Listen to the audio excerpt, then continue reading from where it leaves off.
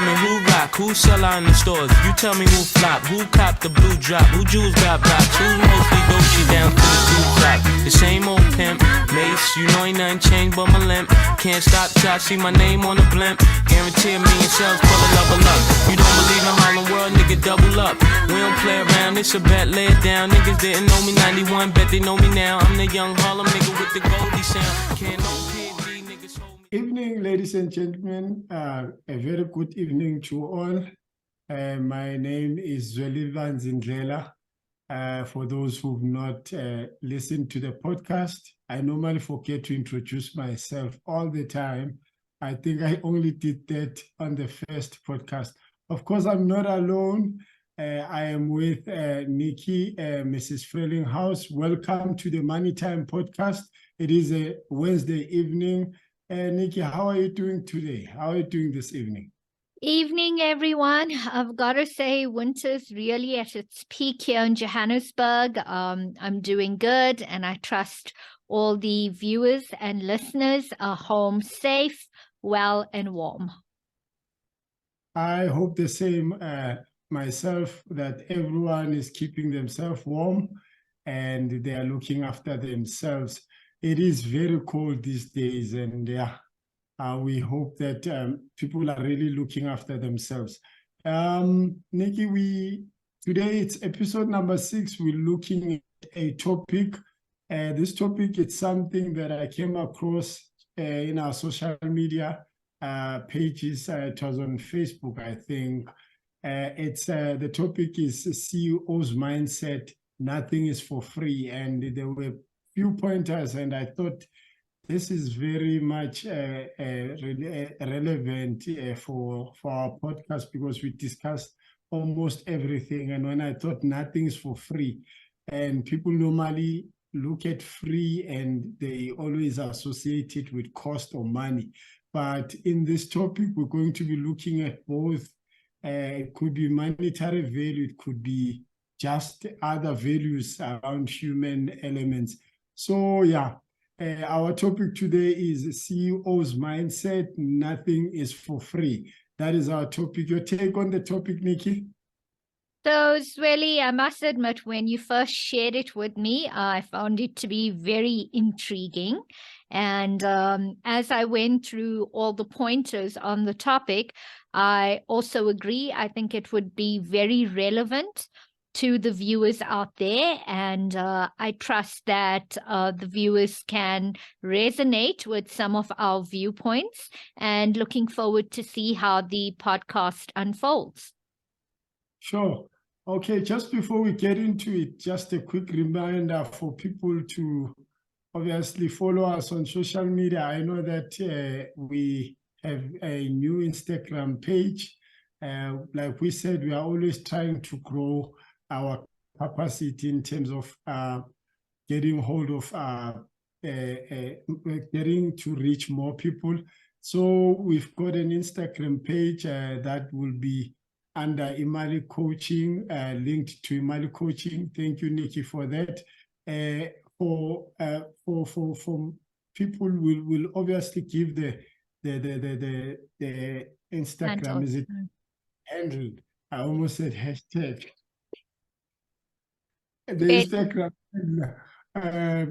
hashtag is normally for Twitter. I'm not too clued up with how they call them. So it's I know that it's also a Twitter handler, but hashtag, it's one of the famous ones. So we'll give them that right there, down there. It should appear.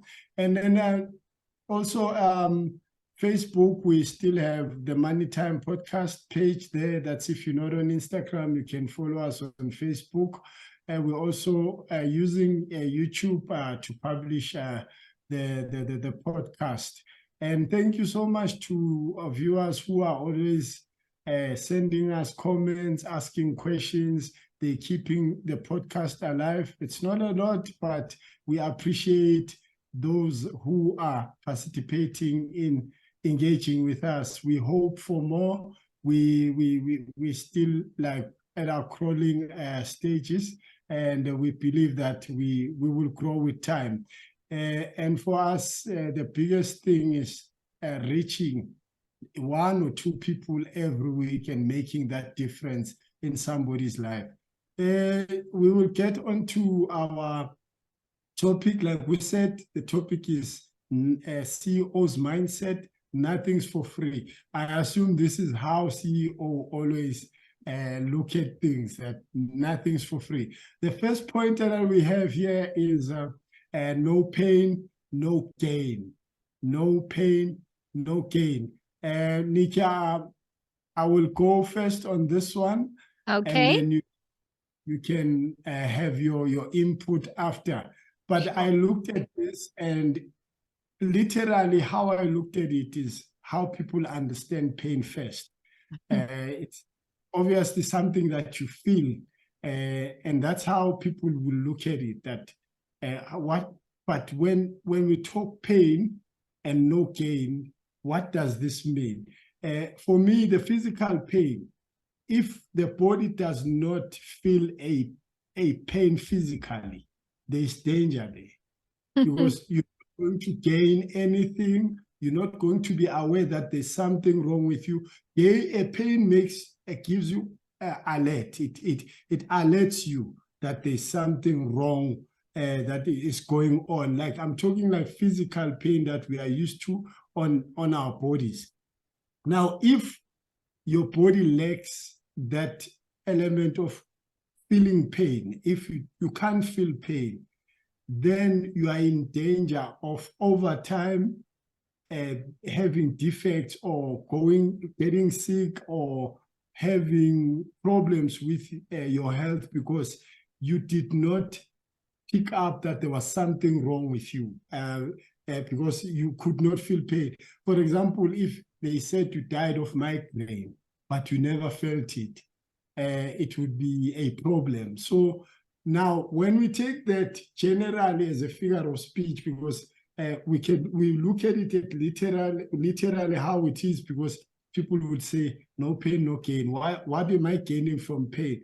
But basically what happens if when you feel pain, you gain the benefit of knowing that there's something that you've knocked or maybe knocked or something that has stabbed you, or there must be there's a benefit there. There's gain in making you aware that something went wrong.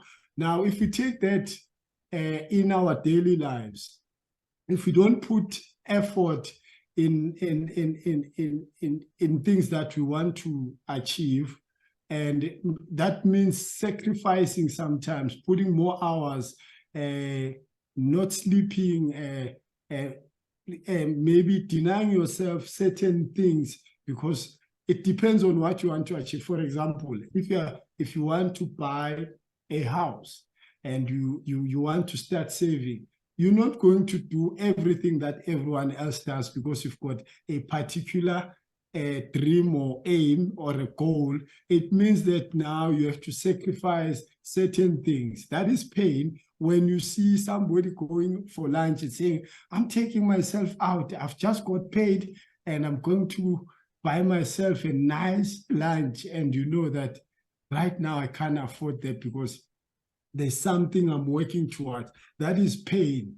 And without going through that, if you don't go through that, there won't be any gain. If you don't sacrifice, put in hours for whatever that you achieve, whether want to achieve, whether it's an exam, whether it's a project that you are working on, if you do not put hours into it, going an extra mile, you won't benefit anything. So the pain would be the sacrifices that we make that other people are not feeling, but you alone, you'll be feeling at that time. And the gain will be the benefits after going through that a lot. Personal experience quickly is when I was still starting the company that I used to work, the company that we used to own with my other business partners. When we started, the three of us, we've had a lot of sleepless nights. Each and every time we had an event, we had to go back and do the same thing every time. Like before there's an event, you do not sleep. Like you maybe catch 2 hours of sleep, sometimes nothing. And that was the pain we used to go through. 5 years later, we had a team of like 8 people to 10, if I'm not mistaken. We had done some good project, and that was a good enough to make me understand that if you put the effort, that time, that sacrifice is the pain, and the gain is the output that comes from it. Nikki, your thoughts? Zweli, thanks for sharing. I mean, some great examples there. I myself can also identify with a lot that you've said, being a founder of a business myself, or should I say a founder of 2 businesses. A different viewpoint that I'd like to, well, similar yet different viewpoint that I would like to offer from my side is to use the words discomfort and disruption, right? So when you're looking at doing something new, it's out of your comfort zone. And that is what causes you discomfort. That is something that brings a disruption in your life. And when those things happen for me, I know there's growth taking place, there's change taking place. And for me, that shows that there's pain, you know. And to your point, you started off speaking about physical pain, but pain comes in all forms. You know, it can be physical, it can be emotional, it can be mental. But as you rightly said, you know, there is some discomfort linked to this in order for a longer term gain. And I absolutely love your example about payday and people spoiling themselves on payday, whether it's a lunch or buying something that you want, whereas you have the other person who has a goal in place and they need to make that sacrifice. You know, it's often when it's payday, your friends will say, hey, let's go out. It's a weekend. Let's spend money. Let's celebrate. Let's enjoy. And if you're saving towards a goal, like in your case, the example being a house, you will politely decline the invite because you know those hundreds or thousands of rands that you would have spent with your friends over the weekend will go towards either the deposit for your home or something in your home being your long-term goal. Well, thank you very much, Nikki, for that. And the words that you use, disrupt and discomfort, I think a lot of people will relate to that and start understanding it in a very broader sense. Thank you for the refreshing explanation, because I think I went more traditional on explaining it at the level that everyone would understand. But since you are the life and the business coach, you have your good language of putting things in. Not really, Zweli, just different viewpoints. Hence, we have you here. Thank you very much on that one. And then our second point is no risk, no reward. No risk, no reward. Nikki, would you like to go first on this one? This one's a very exciting one, and I'd like to offer 2 viewpoints. The first one being a founder and a business owner is to say that I worked at a corporate for many years of my life, and I've always known deep down that I was going to exit my corporate career someday and set up my own business. So that was always on the cards for me at a very young age in terms of my corporate career. And when I left at the peak of my corporate career, when I was in a very senior role with nothing but opportunities ahead of me, I had a wonderful salary, great bonuses, great financial security. People actually thought I was crazy when I said, sorry, I'm resigning and I'm setting up my own business, because people looked at me and a lot of people aspired to be where I was, be it from an academic perspective, be it from a job level perspective, be it from a salary perspective. And they just did not get why is that I would do something so crazy, you know? But for me, it was a personal choice. And in doing so, Zweli, I took a very huge risk.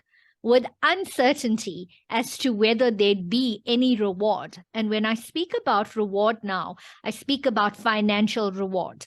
I always knew that the reward in terms of self-satisfaction and fulfillment will be great, because I was leaving to pursue my life purpose. So that I wasn't afraid of. You know, I knew I'd definitely get that sort of return and reward in terms of personal fulfillment. But from a financial perspective, there was no certainty in terms of my reward. And you can identify with this. And every single business owner or person who's self-employed on this call can identify with that, because with business comes no certainty. There is absolutely no certainty how much you will be earning at the end of the month, right? So this no risk, no reward was very personal for me in my life, because I took a huge risk in my life in terms of getting out of my comfort zone, saying goodbye to the great financial security that I had at that point in time, and to hope and pray that my risk would be rewarded in the end. And I can say in time, both from a personal satisfaction perspective as well as a financial reward perspective, in time, I've definitely seen and reaped the rewards. If I look at risk and reward as a certified financial planner, this is very common in the investment field. You know, a lot of clients come to me and they'll say, I have money to invest. What sort of return can you give me? And right now, markets have been dismal, and they haven't really been performing over the last few years. And I say to clients, how much of risk are you willing to take? And that becomes a very interesting conversation, because clients do not want to take any risk, but they're looking for fabulous returns. And then that's when the money coach in me has to step in and start coaching clients from a behavioral perspective to make them realize that the amount of risk that you take will be commensurate to the reward that you can expect. So if you're looking for a double-digit return in this day and age, or where we're at in South Africa, be willing to take some level of risk in order to achieve this. And also know in the short term, there may be no guarantees. And when you look at your investment returns, it may give you sleepless nights, because things are going to get really bad before they can start getting good. And you can see those figures that you were chasing after, or the returns that you're looking for, because that will be linked to a longer investment time horizon. So yeah, risk and reward are very applicable when it comes to investment portfolios. And in a nutshell, the more risk you take, the greater the reward. But also remember, there is no certainty or guarantees. Nikki, thank you very much for that. With this one, I looked at it and I thought, you know, this is a very tricky thing, and it's very common. We always hear it, that no risk, no reward. I'm sure people have had this timelessly, and they're hearing it almost every day.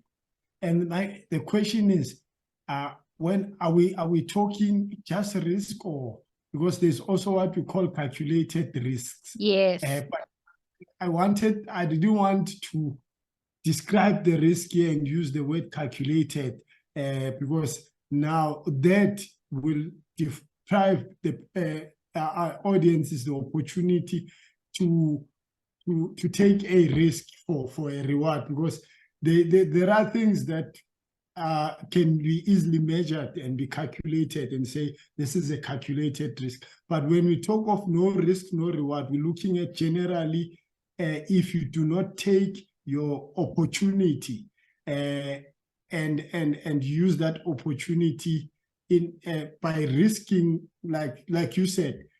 I personally, I think I experienced the same thing as you, but differently. I did not have the best jobs when I decided to take the risk of going and studying my own business. I had already been out of a couple of jobs but I've never had the opportunity to work for a well-off company and all that. But when I decided to start the journey of being self-employed or going into business, I knew that I'm taking a risk. And everyone, there wasn't much that I had at that time. And I could have easily applied for a job, but I knew that this is not for me. And my mom was fighting me all the time to say, no, don't do that. Go and look for work. And I just said, then I knew I was risking, because there was concerns around how am I going to survive. And when I did that, I got into the risk of obviously not making it. Then because of I knew that I wanted to do this, and it's something that I was passionate about, going into the space of starting a business. The reward was there. And I remember when I started going into business, it was in 2011 or 2012, somewhere there. Then I had no place of my own. I remember I had, then I was driving a car, it was a Corsa then.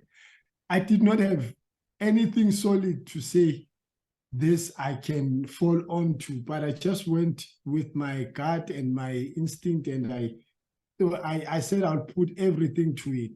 And as it happened, I experienced a lot of challenges, and I knew that, yeah, this was a big risk to take, but over time it changed. The reward, I saw the rewards. So the decision that I took then was a risk, because there was no guarantee that whatever I was starting was going to be successful or a failure. And I just went with that, but very much aware that whatever I'm doing might be successful or fail. And it was up to me and the people around me and the mindset that I had. So this requires a very, very, very, I don't know how to put it, but your mindset must be onto the risk that you want to take. You must be committed to the risk that you are taking, and just go with it. And in taking a risk doesn't mean you won't fail, but the failures that happens if you take a risk does not mean it's the end of you, unless it's over until you say it's over. Or as long as you're still waking up every day, follow up on the risk, because it's a decision that you've taken. Follow up on the risk that you've taken, and create the opportunity to rectify and perfect whatever that you are working on. Because, you know, deciding to leave your workplace and starting a business, that's still a risk. Deciding to, you know, let me put this the way it is, and people might not like this. Deciding to commit to a person that you've just met, also, you know, it's a risk, because there's no guarantee, but it's up to the both of you to make it work. And you just pray to the above, the higher forces above, that, you know, all goes well. But it's also about both parties making sure that they stick to the commitment. And we can look at a lot of things, but all I'm saying is that if you do not take your chances, if you do not take your opportunities in life, you'll miss the opportunity, and there won't be any rewards. But it's assured, rest assured, that if you take a risk, even if you fail the first time or the second time, but if you keep on, because you've decided on taking this risk, keep on trying, being consistent and getting it right, eventually there will be rewards. It can't be that you practice how to take on penalties every day and you still miss them every day. It can't be.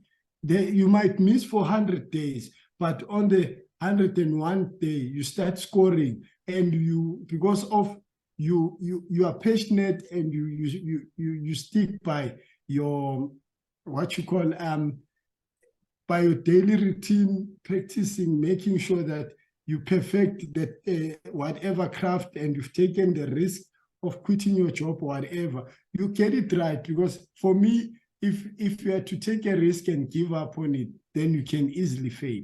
But just to cut it short, if you do not take your chances, if you don't take chances are you will never be rewarded with anything, because you don't want to do anything, you don't want to risk anything.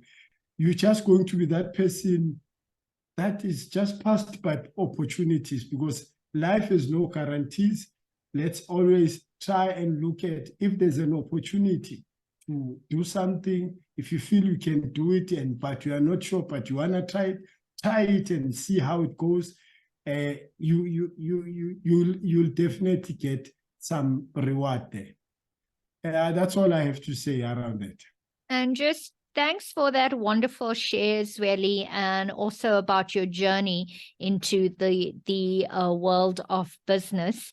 We appreciate it. And I think, just to summarize what you've said in a nutshell, what really stands out for me is your usage of the terminology calculated risk, and viewers, if you listen to everything that Zweli says, he's encouraging you to move forward, but he's also saying, take that risk, but if you're cautious, take a calculated risk. And in the end, if things don't work out, there is no such thing as failure. There's always an opportunity to learn and grow. You pick yourself up. It's all about your mindset, a strong mindset, and you move forward. Yes. Thank you, Nikki. Our next point here is no loyalty, no love. Interesting one, Zweli. What can you tell us about this one? No loyalty, no love. Yeah, you get sayings. There's a lot of quotes that you'll find around this.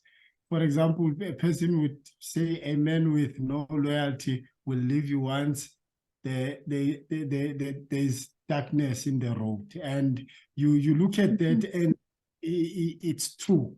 But then I look at loyalty and I look at love, and I can't separate the two. If one does not exist, the other one is not there, and it's a very tricky thing to look at. It was very mind-intriguing to try and think about this, and I looked around and I said, no, but this statement is very, very deep, deeper than you can just look at it. Because if you say you're loyal, automatically you have love for that particular thing. And I wanted to go deep, but I was just limited to looking at this example.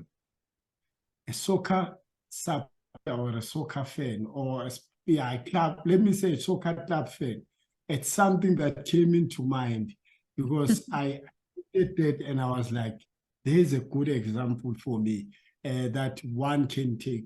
Because I didn't want to go into relationships and though we can't do that, but I wanted to look at something that I can reference to and people can relate to quickly. A soccer a club lover or a soccer club fan will be loyal to their team, irregardless of how many times they've been beaten, how many times they've drawn, and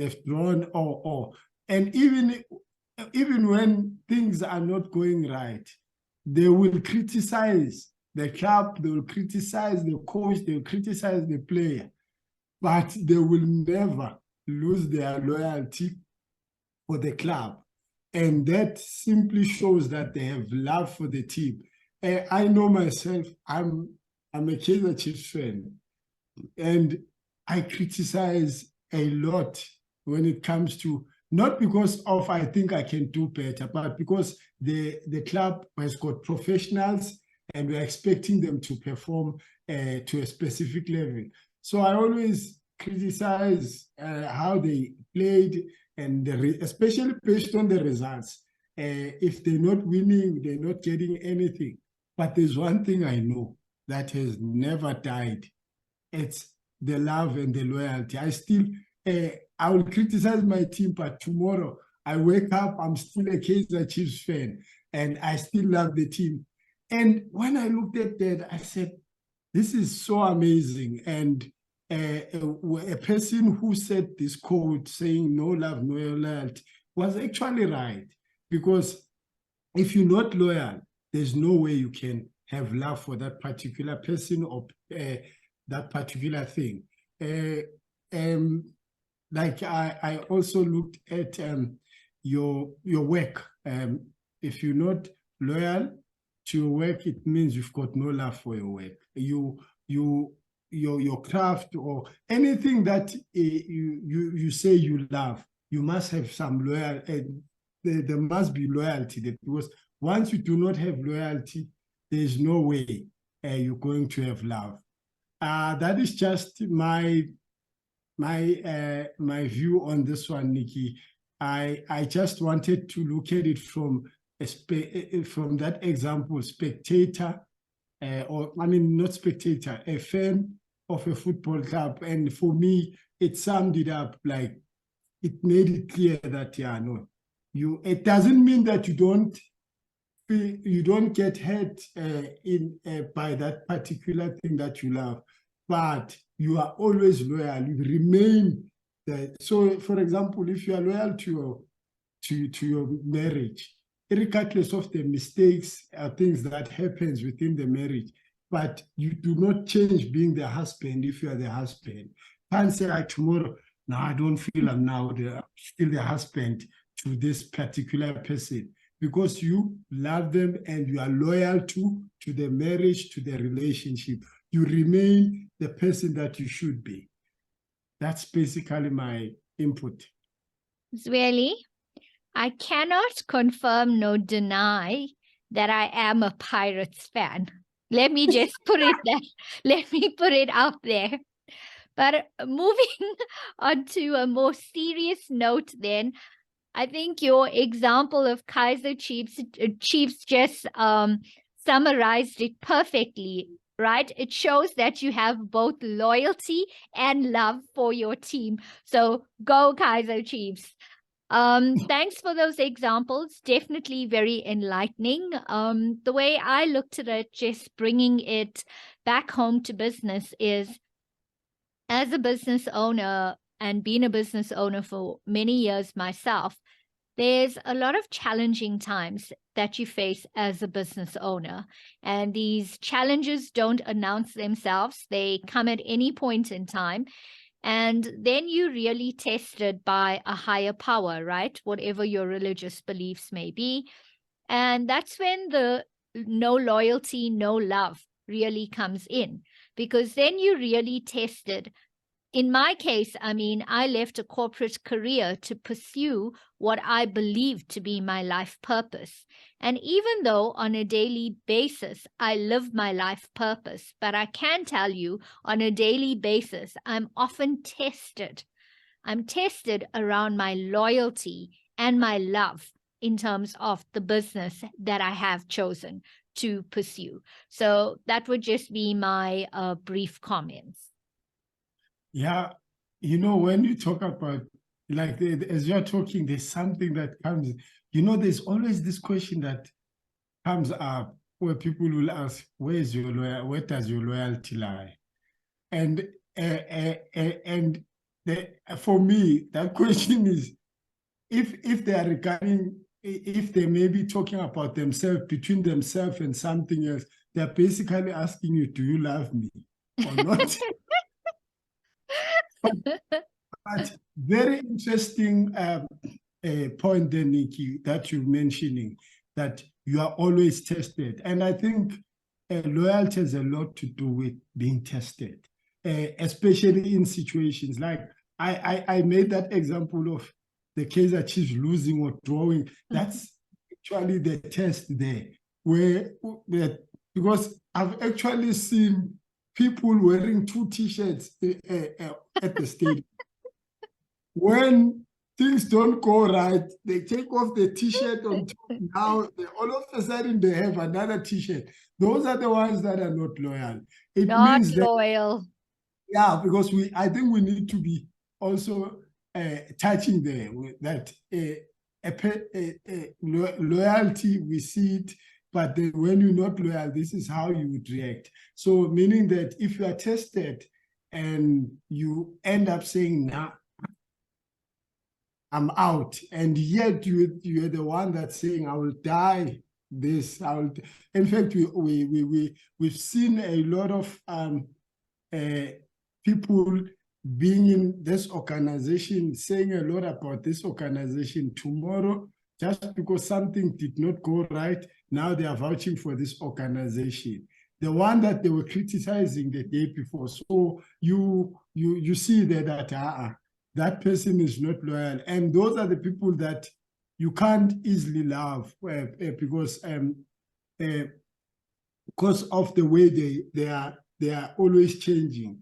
And once loyalty, love has a lot to do with commitment and trust. So it's very difficult for one to trust a person without and to love a person that is not loyal. Yeah, thank you very much, Nikki, on that one. Then the next point that we have is no trust, no friendship. No trust, no friendship, Nikki. This one was a very interesting one for me. And interestingly enough, it's also a discussion I had with a friend over the weekend. Zweli, I'm uncertain about you, but I mean, in terms of my role and the work that I do, I work with clients.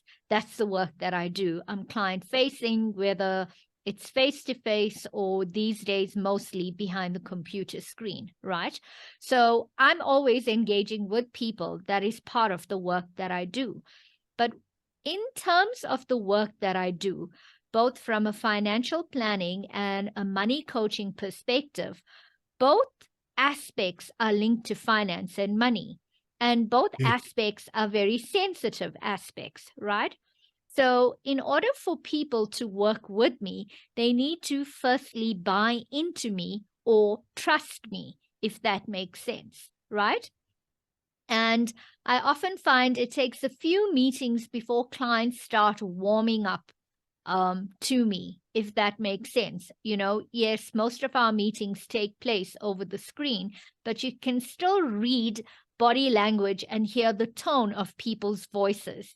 And you can see from meeting to meeting how a person's behavior and attitude starts changing towards you the more they begin to trust you. So I never ever take offense at a first meeting when things don't go well with the client, you know. But on the other hand, I have experienced the opposite, where I've met with clients and instantaneously within a few minutes, we've made a solid connection. And Zweli, I think you and I can identify in terms of that several months ago when we first met and how we instantaneously were able to connect to each other. Now, going back to this concept of trust, what I've found over the years, because my clients have bought into me, they have learned to trust me, the relationship over time has actually changed. And some of my clients have actually become good friends. And that for me is very interesting because these are clients and I like to have boundaries, you know, and I don't like boundaries to overlap. But in my case, clients in time have become friends, and it's purely because we've got the foundation of trust. So that's what comes to mind for me when I interpret no trust, no friendship. Yeah, thanks, Nikki. And you are right. For me, what stood up in these two concepts, trust and friendship, is that they're both built. You build trust, you build trust, and you build friendship. But also there's one thing about it. You can easily lose both. True. Like you can work hard for years for it. You build trust, and then you build friendship, and then you can easily destroy that quicker than the time that you took spent to build it. Yes. So for me, and also I would have wanted to say, but I understand why friendship, because I would have said no trust, no relationship. It's not everyone that you would relate to as a friend. You'd hear a person saying, I don't even believe that you are my father. Or I can't even believe that you are my mother.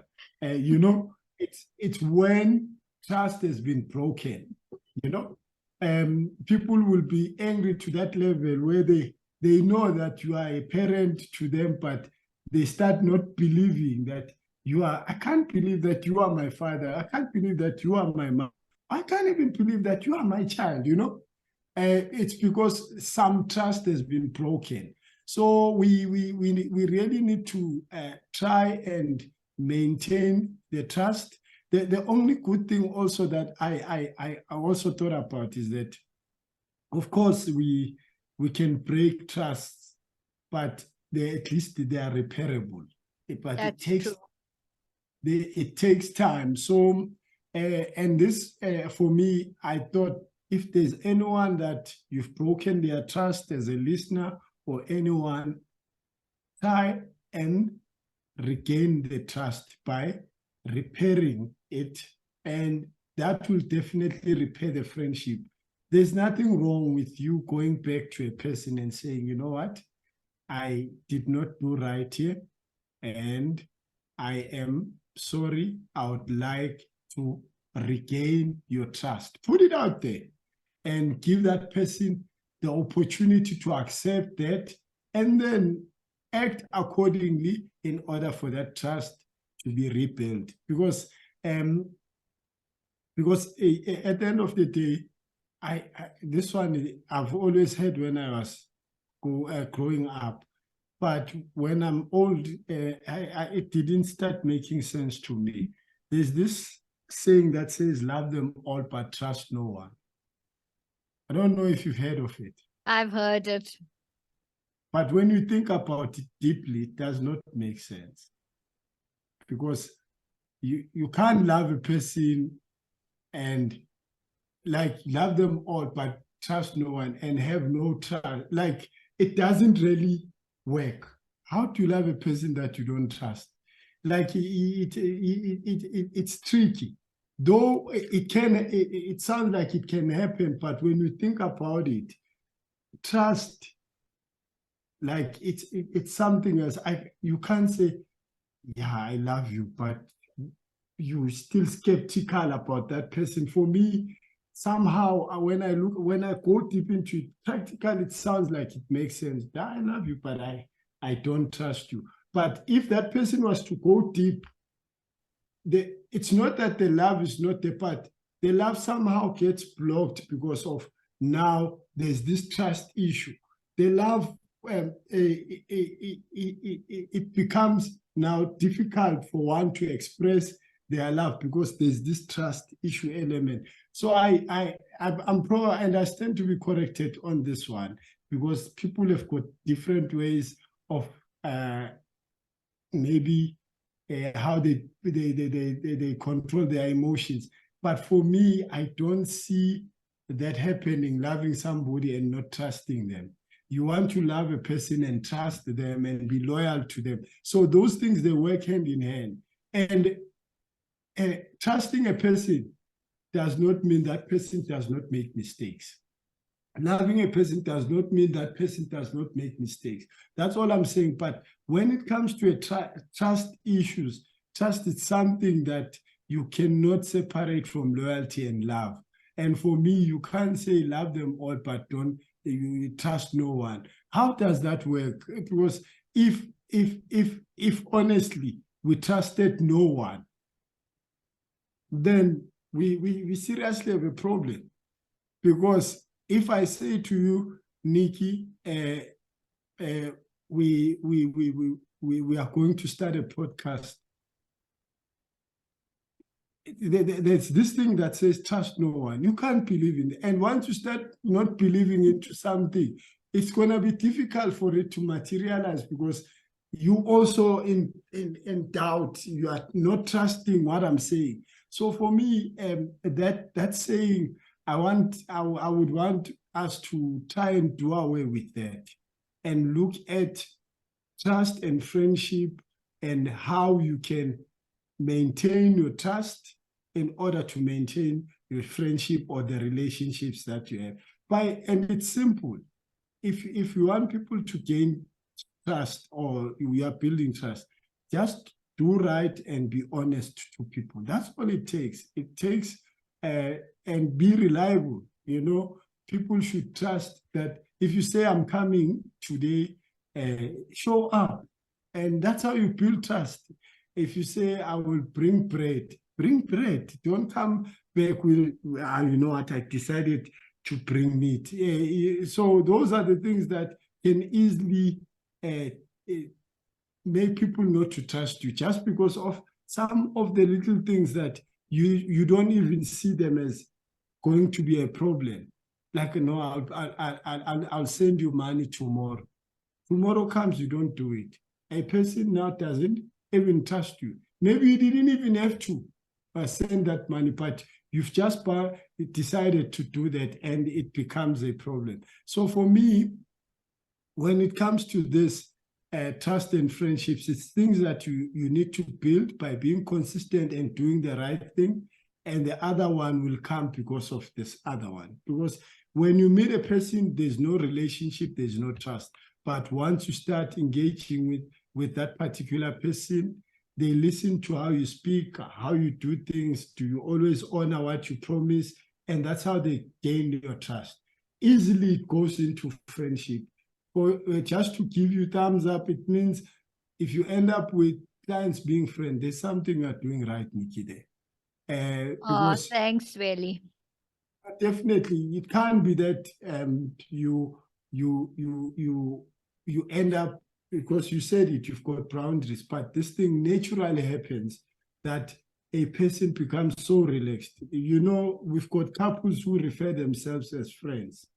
It's not a coincidence that you know you are my friend and they're talking to their husband. And it's because of the relationship that they've built and the trust that they've built. And you hear a son and a father saying, I look at my son, I see a friend. And it's the trust, the relationship, the trust that they've built amongst each other. You see a mother saying the same thing to the daughter. But just to wrap it up, because of time, trust is very important to maintain, and it will obviously result into a friendship, because those are the lifetime relationships. The friendships mostly are the ones that they are looked at lifetime relationship than any other type of relationship, except your biological and your like biological relationships like mother and father. But when it comes to other types of friendship is one that lasts longer compared to maybe boyfriend, girlfriend, husband, wife. Sometimes those, they go wrong, but with friendship, if you get a true friend, it lasts long. So yeah, I'm just wrapping up on that one. I think I took way beyond the time that I should have taken on this one. Really, just to quickly add on that, just from a mistrust perspective, specializing in the area of behavioral coaching, those who often mistrust or are mistrusting of others, there are a lot of deep underlying reasons and events that you can actually trace back as to why those people are that way. So I just thought I'd quickly add that in. So Zweli, if we move on, the next one is no discipline, no result. What can you tell us about that? I'll be quick on this one because it's self-explanatory. For me, it's, you know, there's something that I was listening to, and the speaker, in fact, he says, you when you do something the first time, you're not going to be perfect at it. You're not going to get it right the first time. Might look like it's right, but it's not your full potential, because you could maybe have talent. Your first drawing, if you are an artist, won't be the drawing that you draw in the next 10 years. But now, for better results, you need to be consistent. But now, when I looked at this, I said it means that discipline means maintaining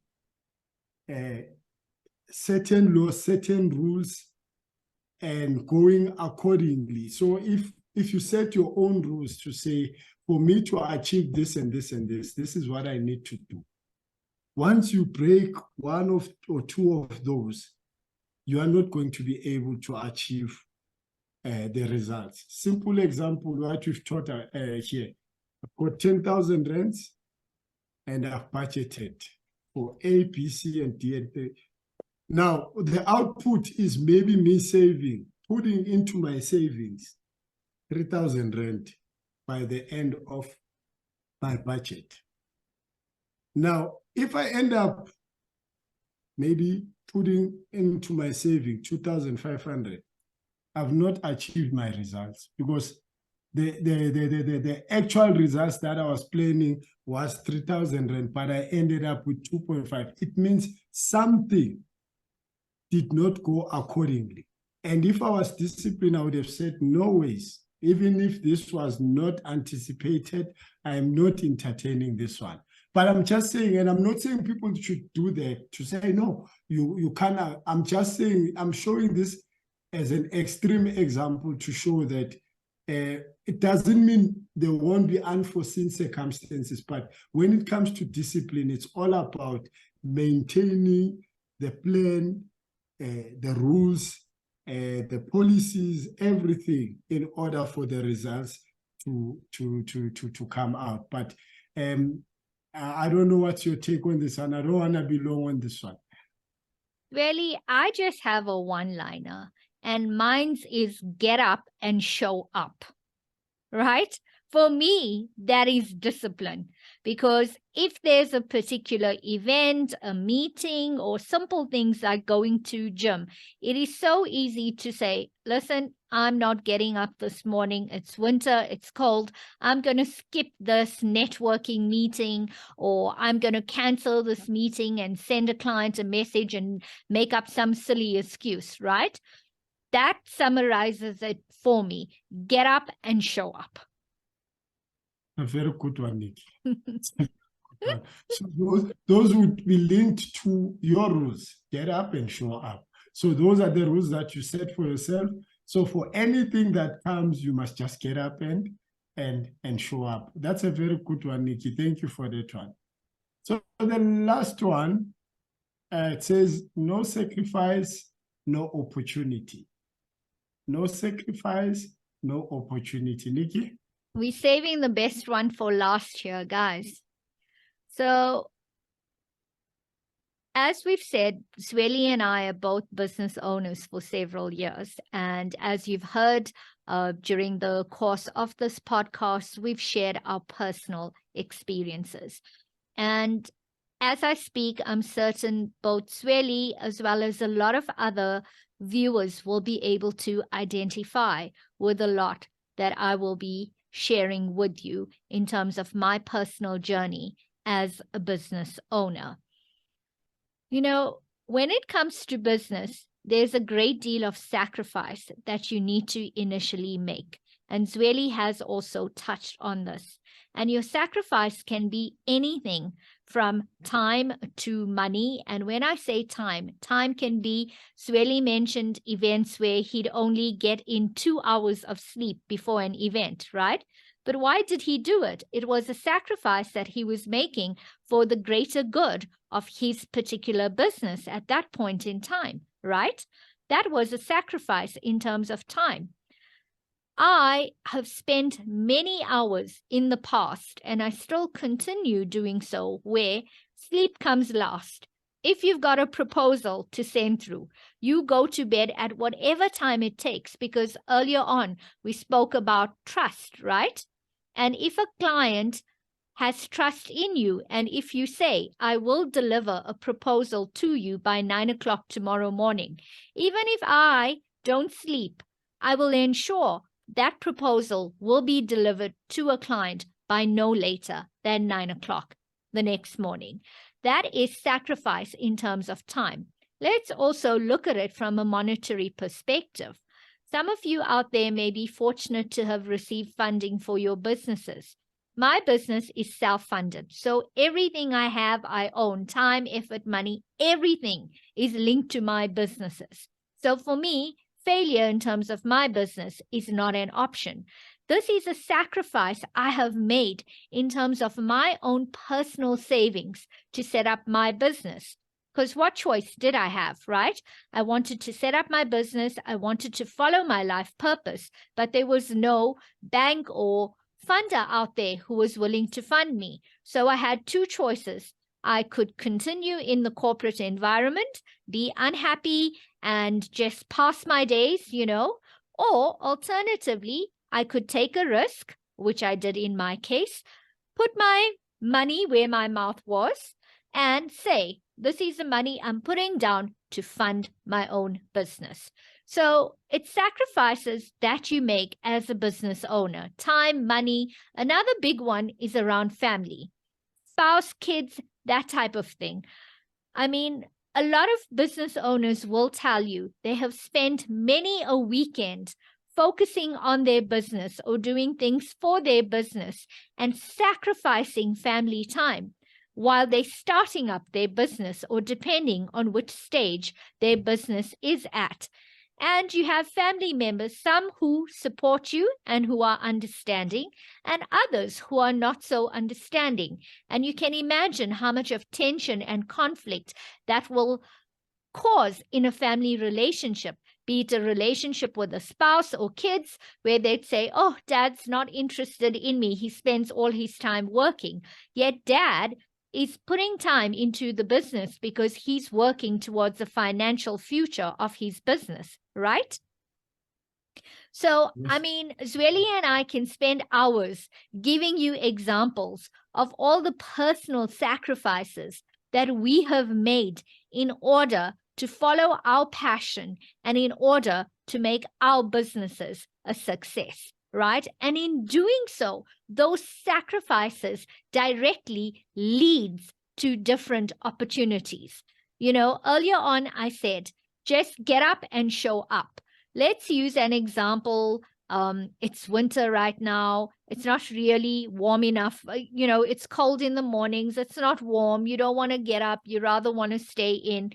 But you could be attending a particular meeting where you could have access to a whole lot of different business owners whom you could start networking with, people who could have an interest in your service offering.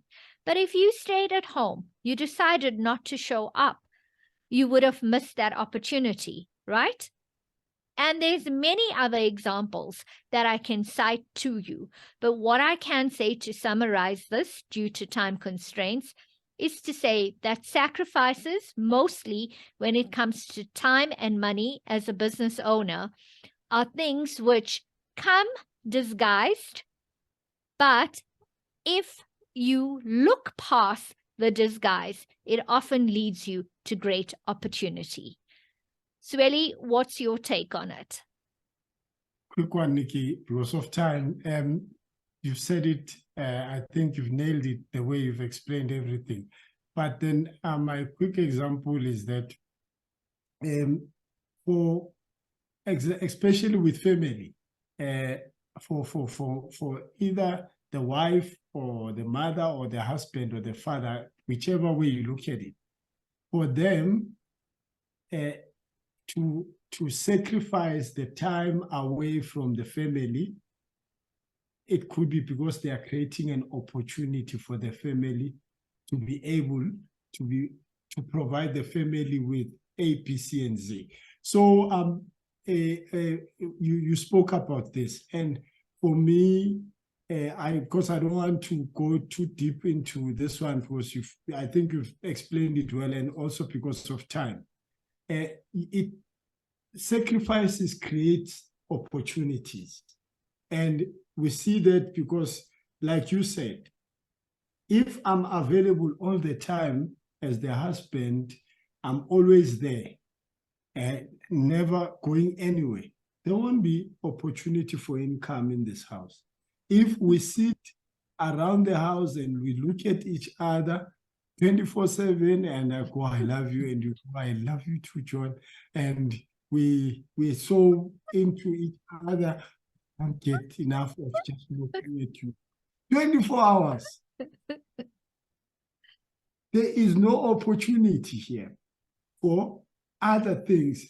The only opportunity that is here is for this momentary happiness where we're just smiling at each other, touching hands and. But the come month end, unless we've got, a trust fund, some money somewhere, but if we do not have anything, there's no opportunity for income here. And this should be enough to show you how things work.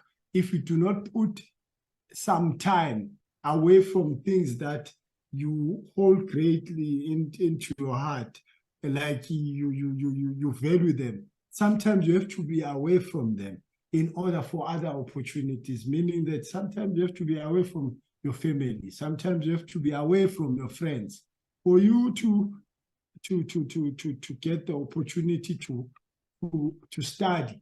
You have to sacrifice the time from your friends, the time from playing games as a student. Like, there must be something that, and in most cases, you must take away your time from something and give it to something else. That is basically my take on this one. I don't want us to go beyond the time that we've already. Zweli, I've got to invite you to my couples counseling sessions. Hey, some of the examples that you use are absolutely mind-blowing. No, I just thought, I should give that, because we can go, when you're in love is blind. You can go like on and be like, whenever I look at you, I see stars. I see the sun. And you do that for 24 hours, nothing will happen. But yeah, I'll definitely come to your couples coaching and add one or two of my thinking. But yeah, ladies and gentlemen, thank you so much for listening in. It is the Money Time Podcast. It's about everything. We hope, and certainly hope, that the CEO mindset has unpacked a lot of things that you already know. For us, it's not about bringing new things all the time. It's also about bringing things that are very relevant and things that can remind us of what we already know, things that can teach us about what we think we already know, and teach us more, or just, revive things that we already know. So thank you so much for listening in, and we hope that you will enjoy this podcast. Nikki, this is goodbye from me, Nikki. Goodbye, everyone. Please engage with us on social media. We'd love to hear your take on the CEO mindset, and how is it that you interpret the different things that we have shared. So that would be rather interesting. And please do not forget to send us your questions for our Q&A session. Take care of yourselves until we next meet. Have a wonderful evening. Yeah, thank you so much. Just a quick one, Nikki. By the way, everyone is a CEO of their own life. They must just know that. For sure. You are a CEO of your own life. So don't ever think that I'm not a CEO anyway. You are the CEO for your own life. Thank you so much, and goodbye. Bye, everyone. Bye.